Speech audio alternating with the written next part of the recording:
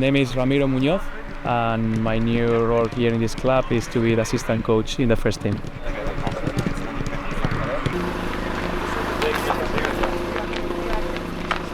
Well, I'm totally impressed about the high work ethic of our players.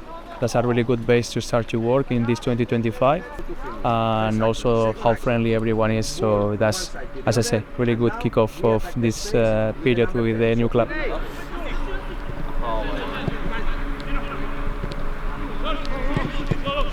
Yeah, I was a long time working in Finland. I was there 4 seasons in the Finnish league, and then recently also I joined the staff of under 21 national team of Finland. So those has been my recent roles.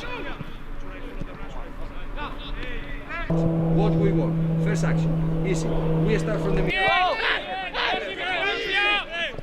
I have no come here with any other motivation that put Olympia in the high level to achieve the targets as a team as we have, and why not to keep dreaming on going really far in Europe.